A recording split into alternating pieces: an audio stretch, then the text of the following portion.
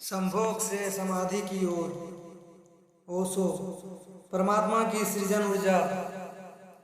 रामानुज एक गांव से गुजर रहे थे। एक आदमी ने आकर कहा कि मुझे परमात्मा को पाना है। तो उन्होंने कहा कि तूने कभी किसी से प्रेम किया है? उस आदमी ने कहा कि इस झंझट में कभी पड़ा ही नहीं, प्रेम वगैरह की झंझट में नहीं पड़ा, मुझे तो परमात्मा को खोजना है। रामानुज ने कहा तूने झंझट ही नहीं की प्रेम की। उसने कहा मैं बिल्कुल सच कहता हूँ आपसे। इस बेचारा जो बोल रहा था वह ठीक ही बोल रहा था, क्योंकि दुनिया की और धर्म की दुनिया में प्रेम का एक डिस्क्वालिफिकेशन है, एक अयोग्यता है। तो उसने सोचा कि मैं कहूँ कि किसी से प्रेम किया था तो शायद वे कहेंगे कि अभी प्रेम व्रेम छोड़, वह राग वाग छोड़, पहले इन सबको छोड़ कर आ, तब इधर आना। तो उस बेचारे ने क्या भी हो तो वह कहता गया कि मैं नहीं किया, या मैंने प्रेम कभी नहीं किया। ऐसा कौन आदमी होगा जिसने थोड़ा बहुत प्रेम नहीं किया होगा या नहीं किया हो? रामानुज ने तीसरी बार पूछा कि तू कुछ तो बता, थोड़ा बहुत भी कभी किसी को? उसने कहा माफ कीजिए, आप क्यों बार बार वही प्रश्न पूछे चले जा रहे हैं? मैंने प्रेम की तरफ आंख उठाकर नहीं देखा, मुझे तो परमात्मा को खोजना है। तो रामानुज ने कहा मुझे क्षमा कर, तू कहीं और खोज, क्योंकि मेरा अनुभव यह है कि अगर तूने किसी को प्रेम किया हो तो उस प्रेम को फिर इतना बड़ा जरूर किया जा सकता है कि वह परमात्मा तक पहुंच जाए। लेकिन अगर तूने प्रेम ही नहीं किया है तो तेरे पास कुछ है ही नहीं जिसको बड़ा किया जा सके। बीज ही नहीं है तेरे पास जो वृक्ष बन सके। तो तू जा कहीं और पूछ, और वह पति और पत्नी में प्रेम ना हो, जिस पत्नी ने अपने पति को प्रेम ना किया हो और जिस पति ने अपनी पत्नी को प्रेम ना किया हो, वे बेटों को बच्चों को प्रेम कर सकते हैं। तो आप गलत सोच रहे हैं। पत्नी उसी मात्रा में बेटे को प्रेम करती है जिस मात्रा में उसने अपने पति को प्रेम किया है, क्योंकि वह बेटा पति का फल है। उसका ही पति के प्रति यह फल उसे प्राप्त हुआ है, उसका ही रिफ्लेक्शन है। यह एक बेटा के प्रति जो प्रेम होने वाला है वह उतना ही होगा जितना उसके पति को चाहा और प्रेम किया। यह पति की मूर्ति है जो फिर से नई होकर वापस लौट आई है। अगर पति के प्रति प्रेम नहीं है तो बेटे के प्रति प्रेम सच्चा कभी नहीं हो सकता। और अगर बेटे को प्रेम नहीं किया गया, पालन पोषण और बड़ा कर देना प्रेम नहीं है, तो बेटा माँ को कैसे कर सकता है? बाप को कैसे कर सकता है? यह तो यूनिट है जीवन का। परिवार वह विषाक्त हो गया है। सेक्स को दूषित करने से, कंडेम करने से, निंदित करने से, और परिवार ही फैलकर पूरा जगत है, विश्व है। और फिर हम कहते हैं कि प्रेम बिल्कुल दिखाई नहीं पड़ता है। प्रेम कैसे दिखाई पड़ेगा? हालांकि हर आदमी कहता है कि मैं प्रेम करता हूँ। माँ कहती है, पत्नी कहती है, बाप कहता है, भाई कहता है, बहन कहती है, मित्र कहते हैं कि हम प्रेम करते हैं। सारी दुनिया में हर आदमी कहता है कि हम प्रेम करते हैं। दुनिया में इकट्ठा देखो तो प्रेम कहीं दिखाई ही नहीं पड़ता। इतने लोग अगर प्रेम करते हैं तो दुनिया में प्रेम की वर्षा हो जानी चाहिए, प्रेम की बाढ़ आ जानी चाहिए, प्रेम के फूल खिल जाने चाहिए थे, प्रेम के दिए ही दिए जल जाते। घर घर प्रेम का दिया होता तो दुनिया में इकट्ठी इतनी प्रेम की रोशनी होती कि मार्ग आनंद उत्सव से भरे होते। लेकिन वहाँ तो घृणा की रोशनी दिखाई पड़ती है, क्रोध की रोशनी दिखाई पड़ती है, युद्धों की रोशनी दिखाई पड़ती है। प्रेम का तो कोई पता नहीं चलता। झूठी है वह बात जो या झूठ जब तक हम मानते चले जाएंगे, जब तक सत्य की दिशा में खोज भी नहीं हो सकती, कोई किसी को प्रेम नहीं कर सकता। और जब तक काम के निसर्ग को परिपूर्ण आत्मा से स्वीकृत नहीं किया जाती है या नहीं मिलती है, तब तक कोई किसी को प्रेम कर ही नहीं सकता। मैं आपसे कहता हूँ या कहना चाहता हूँ कि काम दिव्य है, डिवाइन है। सेक्स की शक्ति परमात्मा की शक्ति है, ईश्वर की शक्ति है, और इसीलिए तो उससे ऊर्जा पैदा होती है और नए जीवन विकसित होती है। वही तो सबसे रहस्यपूर्ण शक्ति है, वही तो सबसे ज़्यादा मिस्टीरियस फोर्स है। सबसे दुश्मनी छोड़ दे। अगर आप चाहते हैं कि कभी आपके जीवन में प्रेम की वर्षा हो जाए तो आपसे या उससे दुश्मनी छोड़ दें, उसे आनंद से स्वीकार करें, उसकी पवित्रता को स्वीकार करें, उसकी धन्यता को स्वीकार करें और खोजें उसमें और गहरे तो आप हैरान हो जाएंगे। जितनी पवित्रता से काम की स्वीकृति होगी उतना ही काम पवित्र होता हुआ चला जाएगा, और जितना पवित्रता और पाप की दृष्टि से काम का विरोध होगा, काम उतना ही पाप पूर्ण और कुरूप होता चला जाएगा।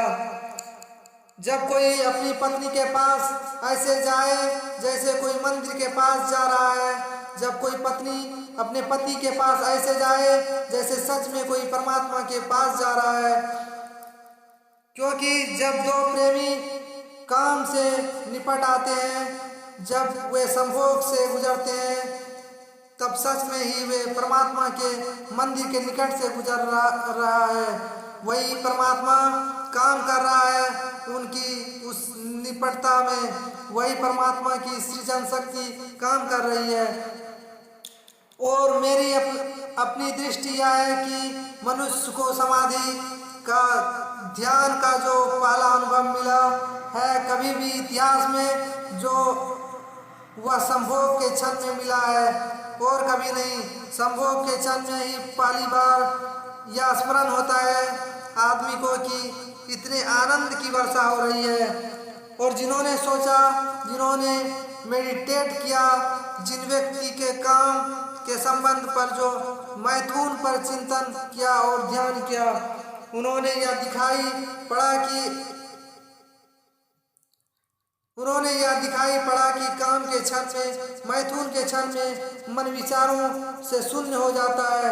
एक क्षण को मन के सारे विचार रुक जाते हैं और वह विचारों का रुक जाना और वह मन का ठहर जाना ही आनंद की वर्षा का कारण है। तब उन्हें सीक्रेट मिल गया, राज मिल गया कि अगर मन को विचारों से मुक्त किया जा सके किसी और विधि से तो इतना ही आनंद मिल सकता है। और तब समाधि और योग की सारी व्यवस्थाएं विकसित हुई, जिनमें ध्यान और समाहिक और मेडिटेशन और प्रेयर में प्रार्थना, इनकी सारी व्यवस्थाएं विकसित हुई। इन सब के मूल में संभोग का अनुभव है। और फिर मनुष्य को अनुभव हुआ कि बिना संभोग में जाए भी चित्त शून्य हो सकता है, और जो रस की अनुभूति संभोग में हुई थी वह बिना संभोग के भी बरस सकती है।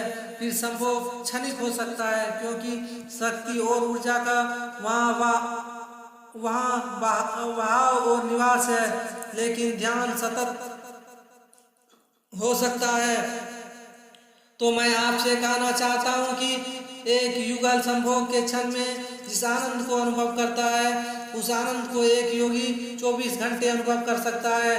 लेकिन इन दोनों आनंद में बुनियादी विरोध नहीं है, और इसलिए उन्होंने कहा है कि विषयानंद और ब्रह्मानंद भाई भाई हैं।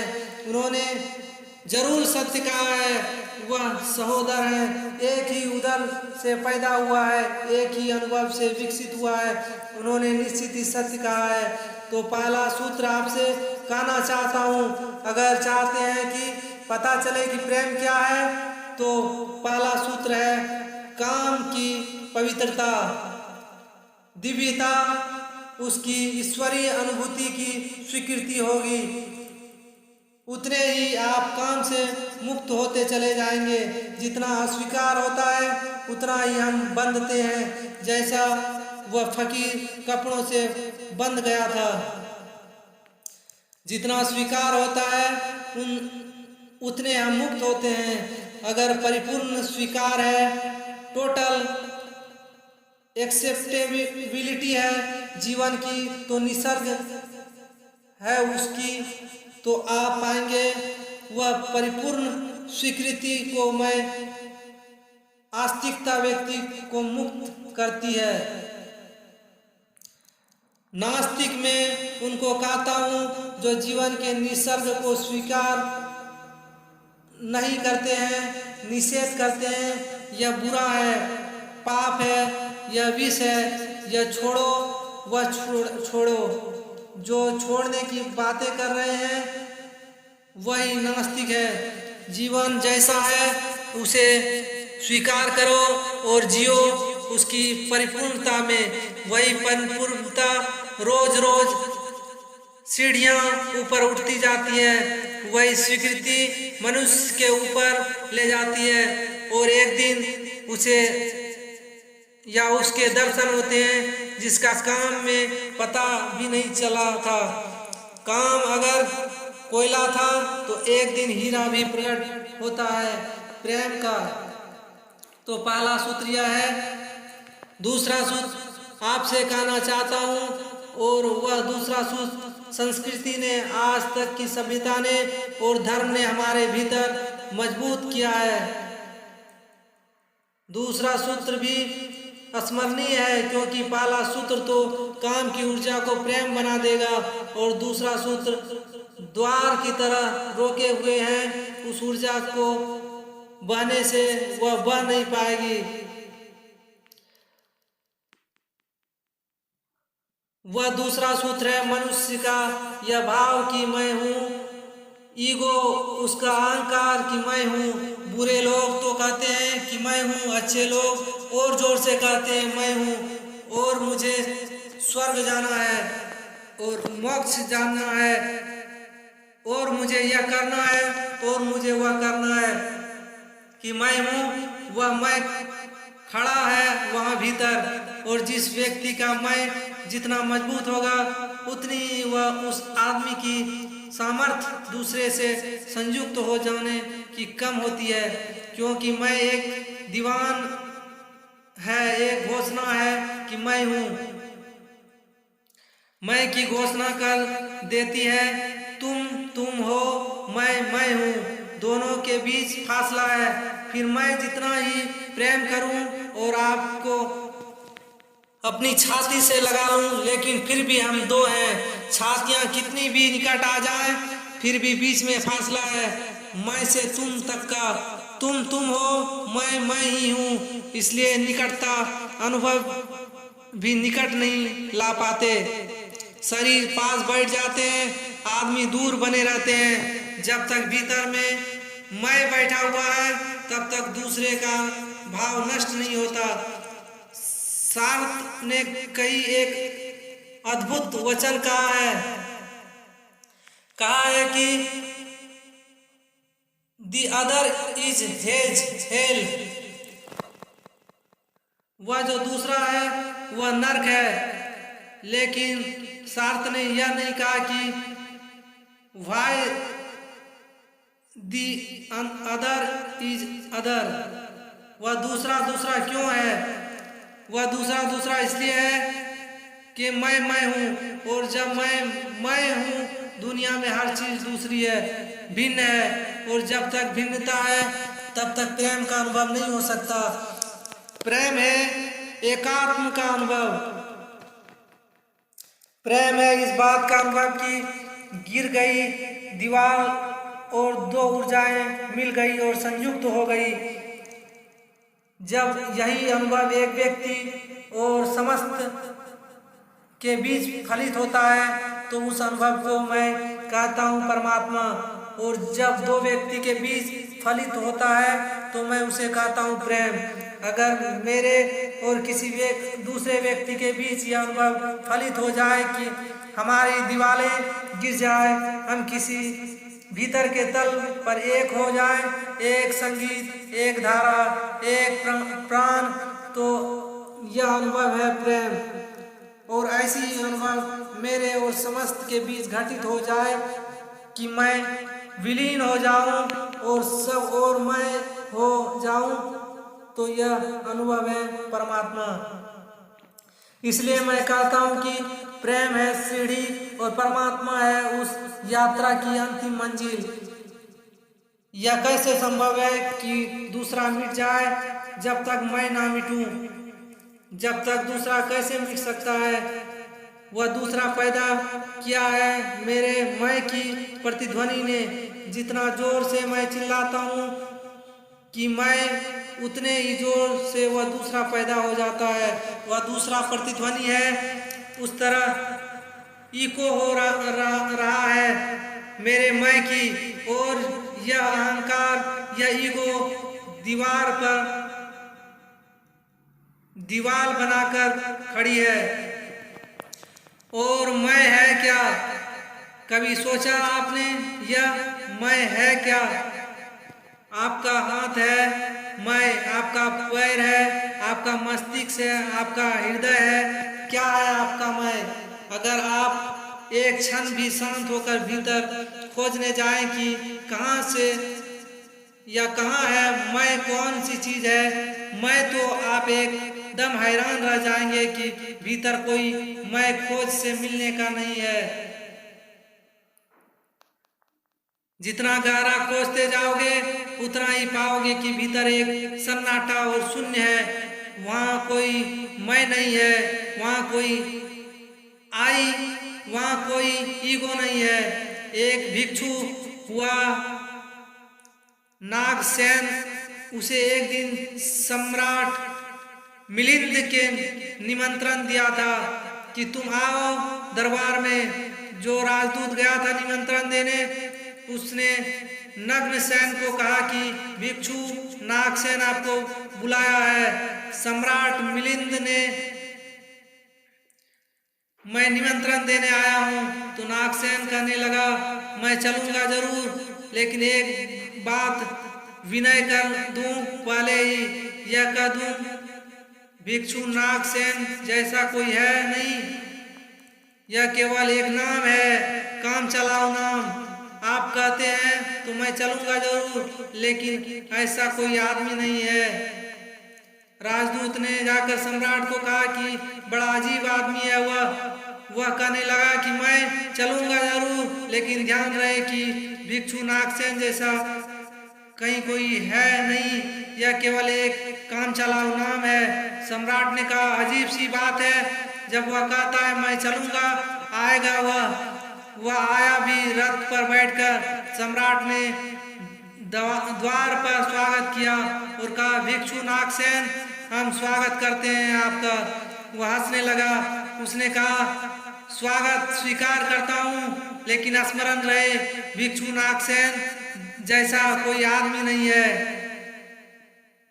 सम्राट कहने लगा बड़ी अजीब पहली है, अगर आप नहीं हैं तो कौन है? कौन आया है इस रथ पर बैठकर? कौन स्वागत स्वीकार कर रहा है? कौन दे रहा है उत्तर? नागसेन मुड़ा और उसने कहा देखते हैं सम्राट मिलिंद, यह रथ खड़ा है जिस पर मैं बैठकर आया हूँ। सम्राट ने कहा हाँ यह रथ है। तो भिक्षु ने कहा कि घोड़े को निकला कर अलग कर दिया जाए तो घोड़ा अलग कर दिए। जब भिक्षु नागसेन ने सम्राट से पूछा कि क्या ये घोड़ा रथ है, सम्राट ने कहा घोड़े रथ कैसे हो सकते हैं। घोड़े अलग कर दिए गए, सामने के डंडे जिससे घोड़े बंधे थे खिंचवा लिए गए। उसने पूछा क्या ये रथ है। सिर्फ 2 डंडे रथ कैसे हो सकते हैं। डंडे अलग कर दिए गए, चाक निकलवा दिए गए और एक एक अंग रथ का निकलता चला गया। और एक एक अंग पर सम्राट को कहना पड़ा कि नहीं ये रथ नहीं है। फिर आखिर पीछे शून्य बच गया, वहाँ कुछ भी नहीं बचा। भिक्षु नागसेन पूछने लगा रथ कहाँ है, अब रथ कहाँ है। अब और जितनी चीजें मैंने निकाली तुमने कहा ये भी रथ नहीं है, ये भी रथ नहीं, ये रथ गया कहाँ, अब ये रथ कहाँ है। तो सम्राट चौंक कर खड़ा हो गया। रथ एक जोड़ था, रथ कुछ चीजों का संग्रह मात्र था। रथ का अपना होना नहीं है, कोई ईगो नहीं है, रथ एक जोड़ है। आप खोजे कहाँ, मैं आपका मैं और आप पाएंगे कि अनंत शक्तियों के एक जोड़ है, मैं कहीं भी नहीं है। और एक एक अंग आप सोचते चले जाएं तो एक एक अंग समाप्त होता चला जाएगा, फिर पीछे शून्य रह जाता है। उसी शून्य से प्रेम का जन्म होता है, क्योंकि वह शून्य आप नहीं है, वह शून्य परमात्मा है।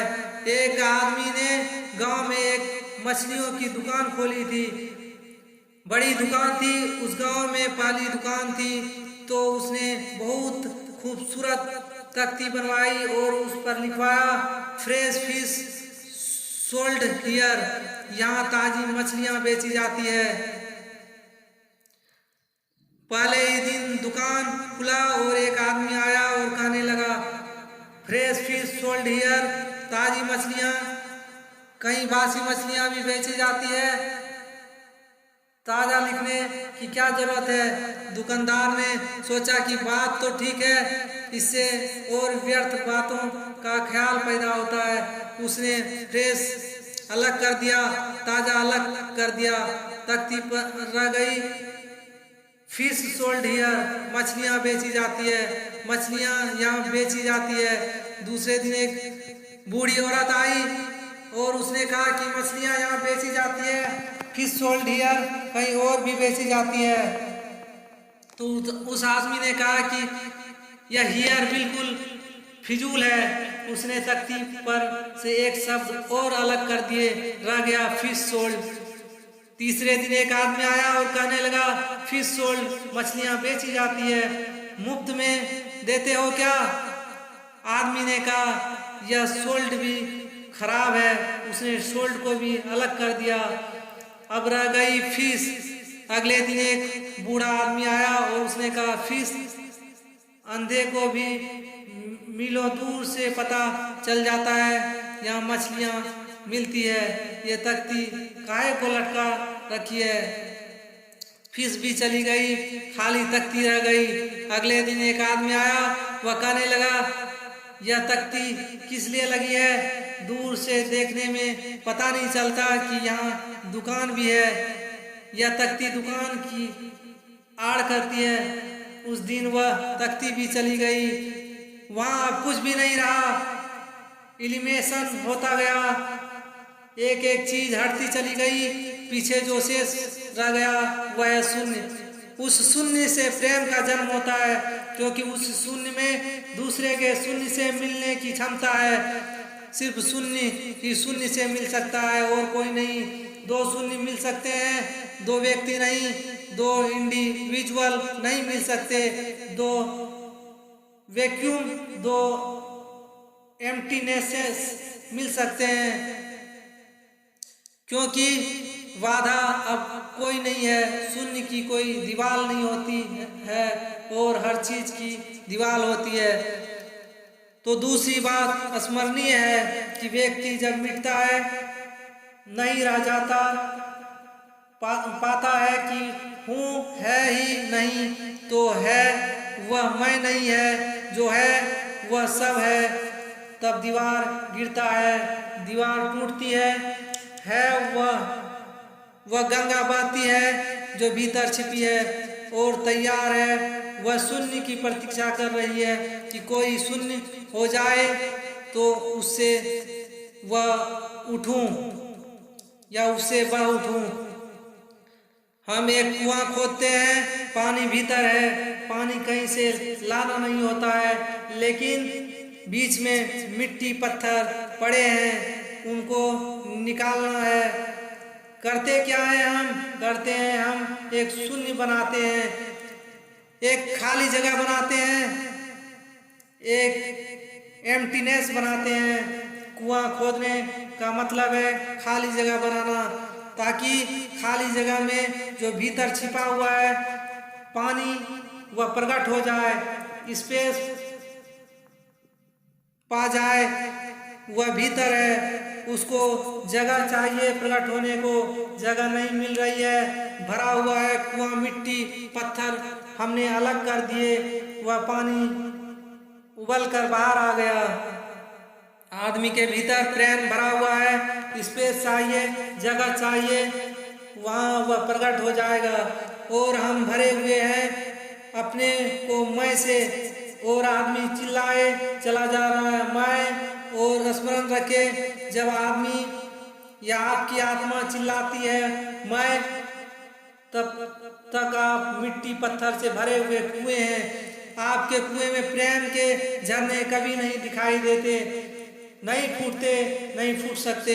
मैंने सुना है एक बहुत पुराना वृक्ष था, आकाश में सम्राट की तरह उसके हाथ फैले हुए थे, उस पर फल आते थे तो दूर दूर से पक्षी सुगंध लेते आते थे, उस पर फूल लगते थे तो तितलियां उड़ती चली आती थी, उसकी छाया, उसके फैले हाथ हवाओं में, उसका वह खड़ा रूप आकाश में बड़ा सुंदर लगता था। एक छोटा सा बच्चा उसकी छाया में रोज खेलने आता था। उस बड़े वृक्ष को उस छोटे बच्चे से प्रेम हो गया। बड़ों को छोटे से प्रेम हो सकता है, अगर बड़ों को पता ना चल हो कि हम बड़े हैं। वृक्ष को कोई पता नहीं था कि मैं बड़ा हूँ, वह पता सिर्फ आदमी को होता है, इसलिए उसका प्रेम मर गया है। और वृक्ष अभी निर्दोष है, निष्कुलुष है, उन्हें नहीं पता कि मैं बड़ा हूँ।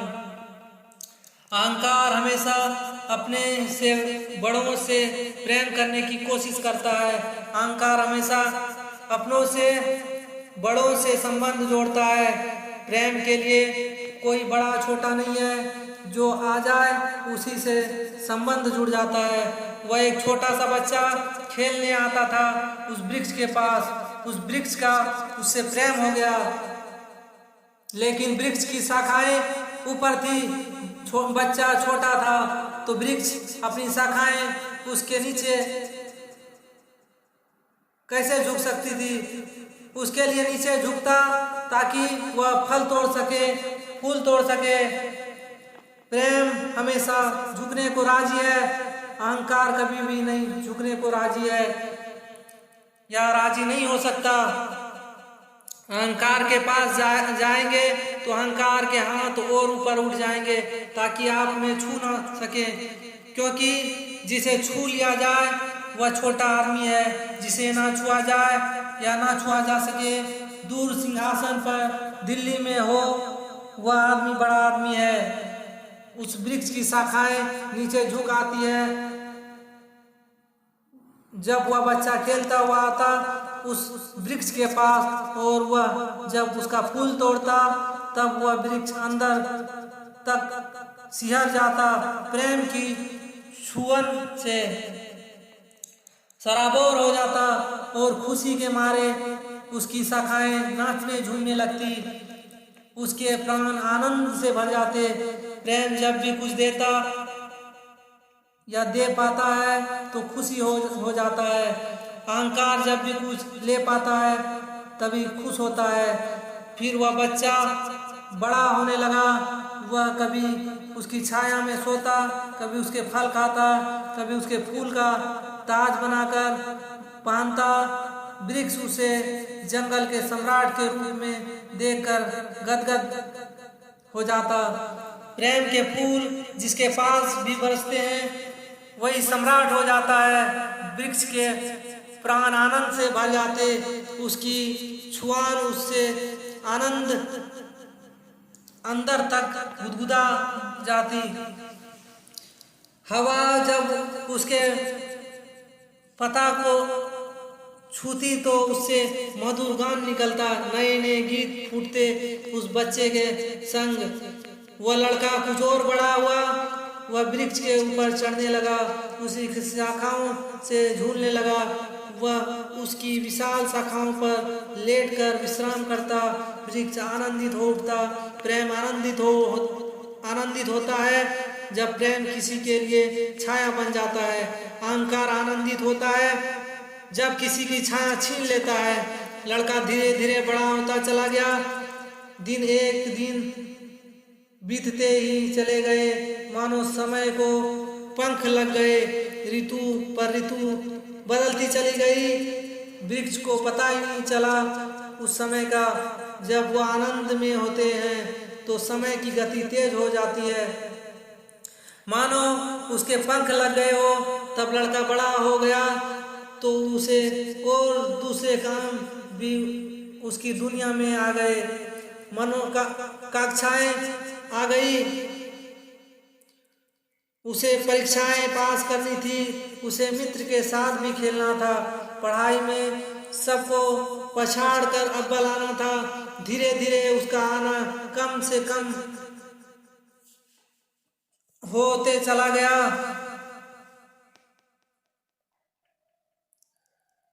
कभी आता कभी नहीं आता, लेकिन वृक्ष तो हमेशा उसकी राह तकता रहता कि वह कब आए और उसके ऊपर चढ़े, उसकी टहनियों से खेले, उसके फूल तोड़े, उसके फल खाए।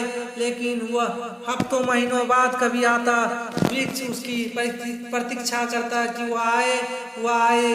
उसके सारे प्राण पुकारते कि आओ आओ। प्रेम निरंतर प्रतीक्षा करता है कि आओ आओ। प्रेम एक प्रतीक्षा है, एक अवेटिंग है। लेकिन वह कभी आता कभी नहीं आता तो वृक्ष उदास रहने लगा। प्रेम की एक ही उदासी है, जब वह बांट नहीं सकता तब वह उदास हो जाता है, जब वह दे नहीं पाता तो उदास हो जाता है। और प्रेम की एक ही धन्यता है कि वह बांट देता है, लुटा देता है तो आनंदित हो जाता है। फिर लड़का और बड़ा होता चला गया और वृक्ष के पास आने के लिए कम होता चले गया। जो आदमी जितना बड़ा होता चला जाता है, महत्वाकांक्षा के जगत में प्रेम के निकट आने की सुविधा उतनी ही कम होती चली जाती है। उस लड़के की महत्वाकांक्षा बढ़ रही थी, कहाँ अब वृक्ष के पास जाना। फिर एक दिन वह वहां से निकला जा रहा था तो उस वृक्ष ने उसे पुकारा कि सुनो।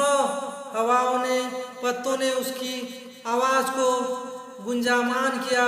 तुम आते नहीं, मैं प्रतीक्षा करता हूँ, मैं रोज तुम्हारी राह देखता हूँ कि तुम इधर आओ। मेरे आंखें थक जाती है पर तुम अब इधर नहीं आते, क्यों? उस लड़के ने एक बार घूर कर देखा उस वृक्ष को और कहा कि क्या है तुम्हारे पास जो मैं आऊं? मुझे तो रुपये चाहिए। हमेशा अहंकार पूछता है कि क्या है तुम्हारे पास जो मैं आऊं। अहंकार मांगता है कि कुछ हो तो मैं आऊं, ना कुछ हो तो आने की जरूरत नहीं है। अहंकार एक प्रयोजन है, एक पर्पज है। प्रयोजन पूरा होता है तो मैं आऊं, अगर कोई प्रयोजन ना हो तो आने की जरूरत क्या है। और प्रेम निष्प्रयोजन है, प्रेम का कोई प्रयोजन नहीं। प्रेम अपने में ही अपना प्रयोजन है, वह बिल्कुल पर्पजलेस है। वृक्ष तो चौंक गया, उसने कहा तुम तभी आओगे जब मैं तुम्हें कुछ दूं। मैं तुम्हें सब दे सकता हूँ, क्योंकि प्रेम कुछ भी रोकना नहीं चाहता। जो ले लो, जो रो ले वह प्रेम नहीं। अहंकार रोकता है, प्रेम को बर्दाश्त होता है। लेकिन ये रुपये तो मेरे पास नहीं है, ये रुपये तो आदमी की इजात है, उसी का रोग है, अभी हमें नहीं लगा, हम बचे हैं अभी।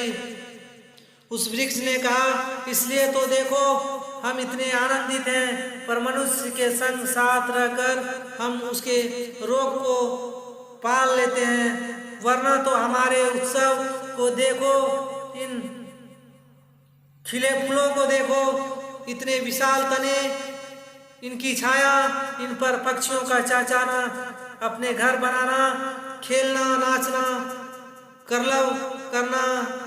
देखो हम कितने नाचते हैं, आकाश में कितने गीत गाते हैं, क्योंकि हमारे पास पैसे नहीं हैं। उस आदमी की तरह दीनहीन मंदिर में बैठकर शांति की कामना करते हैं कि कोई पाई जाए, सर टकराते हैं उसके चरणों में कि हमें कुछ तो दो, हम पड़े हैं तेरे द्वार पर, हमारे पास पैसा नहीं है। तो उसने कहा, फिर क्यों आऊं मैं तुम्हारे पास, जहां पर पैसा है मुझे तो वहीं जाना है। तुम समझते नहीं हमारी मजबूरी, क्योंकि तुम्हें पैसे की जरूरत नहीं है। पानी तुम्हें कुदरत से मिल जाता है, जिस मिट्टी पर तुम खड़े हो वह तुम्हें मुफ्त में मिल जाता है।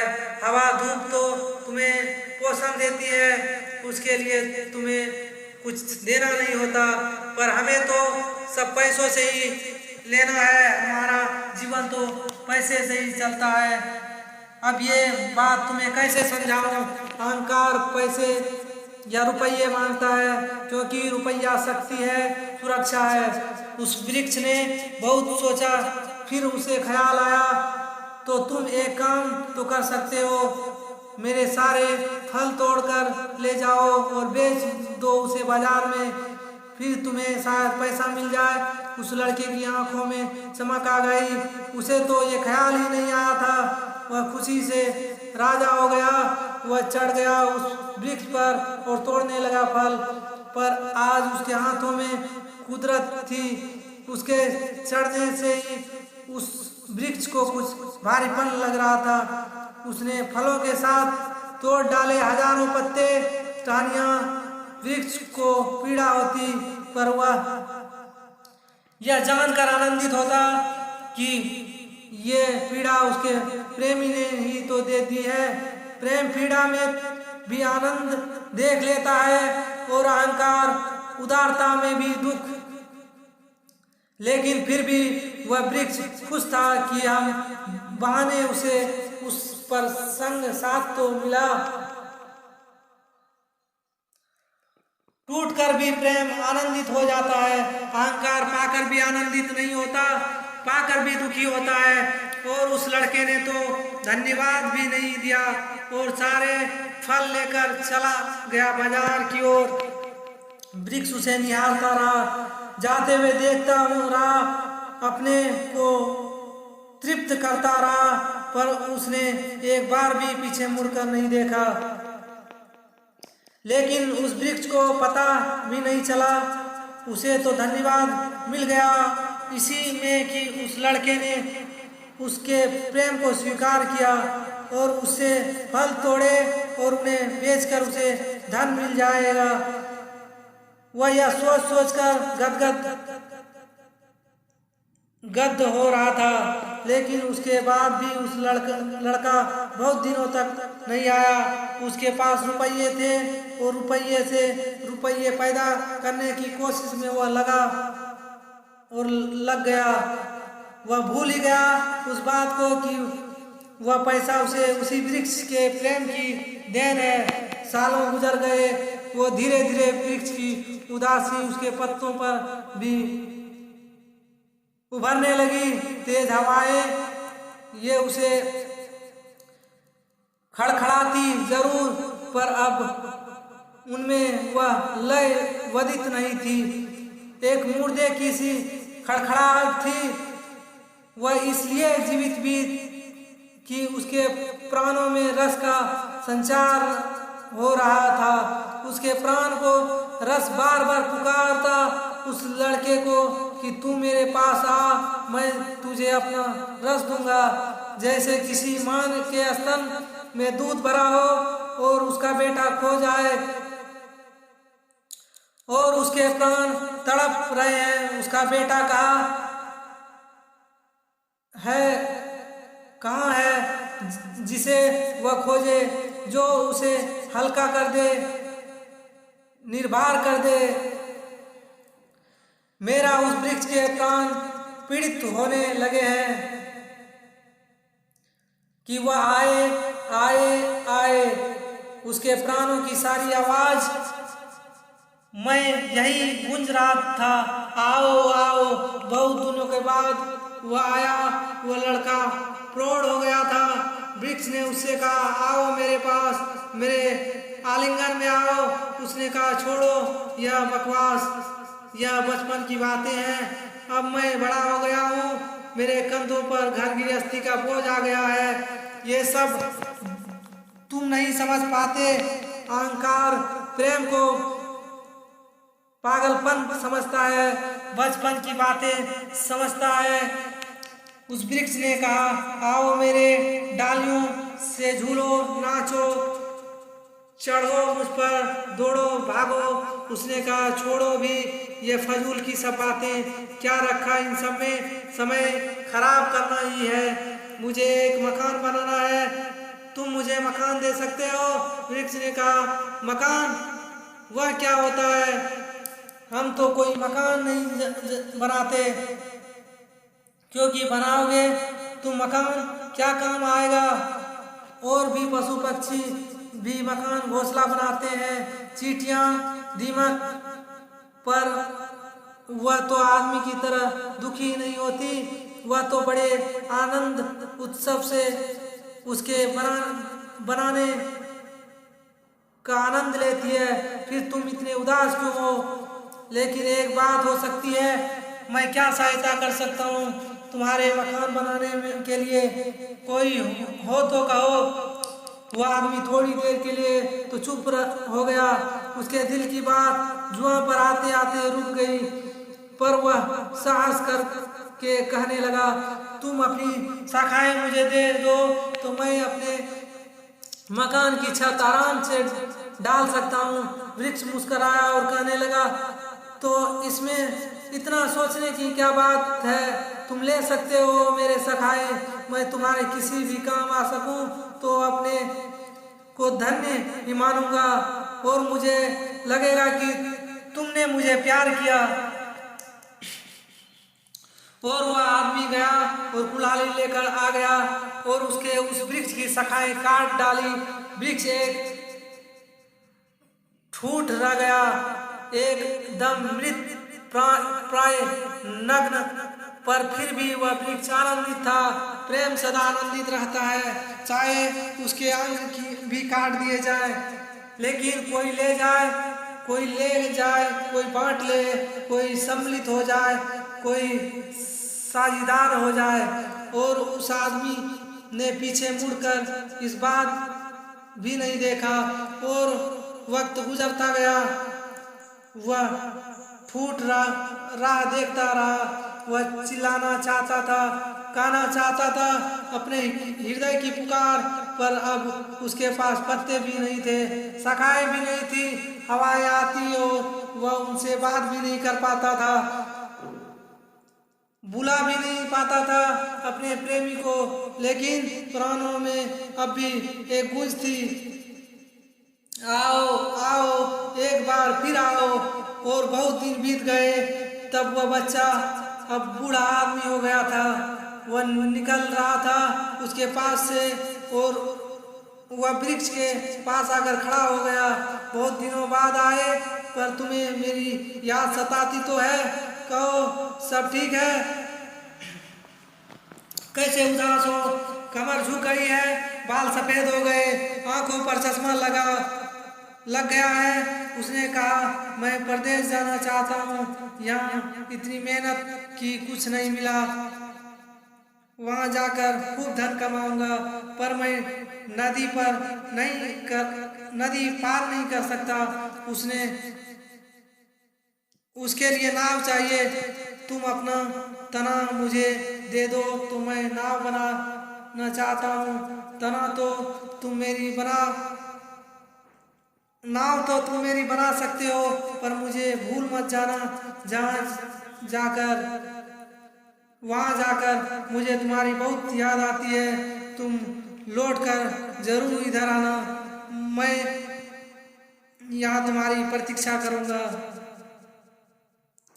और उसने उस वृक्ष के तने को काट कर नाव बना ली। वहाँ रह गया एक छोटा सा ठूठ, और वह आदमी दूर यात्रा पर निकल गया। और वह ठूठ उसकी प्रतीक्षा करता रहा कि अब आएगा, लेकिन अब तो उसके पास कुछ भी नहीं था उसे देने के लिए। शायद वह कभी इधर नहीं आएगा, इसलिए अहंकार वही आता है जहाँ तुम पाने को है। अहंकार वह नहीं जहाँ तुम पाने को नहीं है, जहाँ कुछ पाने को नहीं है। मैं उस ठूठ के पास एक रात मेहमान हुआ था, तो वह ठूठ मुझसे बोला कि वह मेरा मित्र अब नहीं आता, और मुझे बड़ी पीड़ा होती है कि वह ठीक से तो है।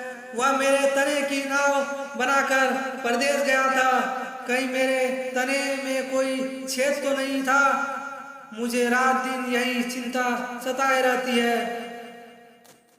बस एक बार यह पता चल जाए कि वह वहाँ भी खुश है तो मैं तृप्त हो जाऊंगा। एक खबर मुझे कोई ला दे, अब मैं मरने की करीब हूँ। इतना पता चल जाए कि वह सकुशल है, फिर कोई बात नहीं, फिर सब ठीक है। अब तो मेरे पास देने को कुछ नहीं है, इसलिए बुलाऊं भी तो शायद वह नहीं आएगा, क्योंकि वह केवल लेने की ही भाषा समझता है। अहंकार लेने की भाषा समझता है, प्रेम देने की भाषा है। इससे ज्यादा और कुछ भी नहीं मैं नहीं कहूँगा।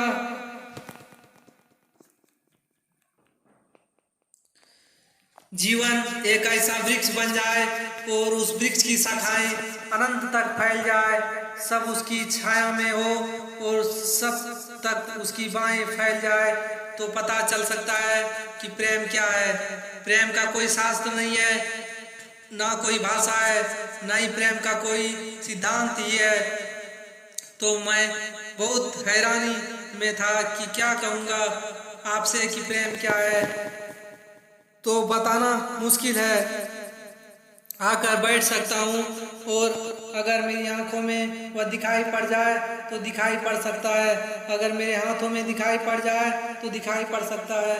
मैं कह सकता हूँ ये प्रेम है, लेकिन प्रेम क्या है? अगर मेरी आंखों में ना दिखाई पड़े, मेरे हाथों में ना दिखाई पड़े, तो शब्दों में तो बिल्कुल भी दिखाई नहीं पड़ सकता है कि प्रेम क्या है। मेरी बातों को इतने प्रेम और शांति से सुना, उससे बहुत बहुत अनुग्रहित हूँ, और अंत में सबके भीतर बैठे परमात्मा को प्रणाम करता हूँ। मेरे प्रणाम स्वीकार करें।